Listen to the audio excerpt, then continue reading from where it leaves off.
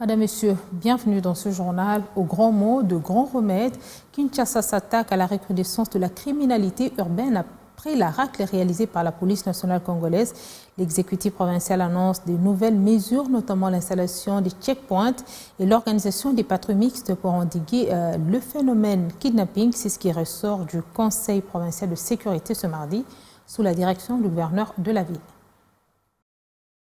Toutes les stratégies sont déployées pour endiguer la criminalité urbaine à Kinshasa et mettre hors d'état de nuire tous les malfrats et leurs complices. À l'issue de ce conseil provincial de sécurité, tenu sous la direction du gouverneur de la ville de Kinshasa, des mesures idoines ont été prises et annoncées, entre autres l'installation des checkpoints et l'organisation des patrouilles mixtes dans les jours à venir.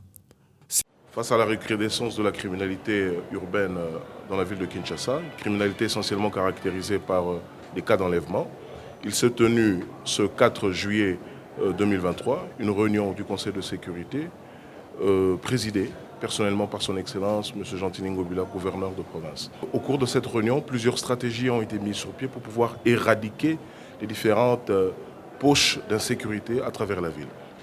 Plusieurs mesures ont été annoncées. En sus des mesures déjà prises par l'exécutif provincial, des patrouilles mixtes seront effectuées dans les tout prochains jours par les différents services de sécurité, mais également des checkpoints pour pouvoir traquer ces inciviques qui s'évertuent à s'aimer désolation et psychose dans la capitale. Ces mesures et stratégies supplémentaires à seule prise par le gouvernement et les services de sécurité permettront, selon l'exécutif provincial, de lutter efficacement contre ce phénomène qui a déjà pris des proportions inquiétantes. Le premier lot de kidnappeurs arrêtés sera jugé en procédure de flagrance à partir de ce mercredi 5 juillet à Kinshasa.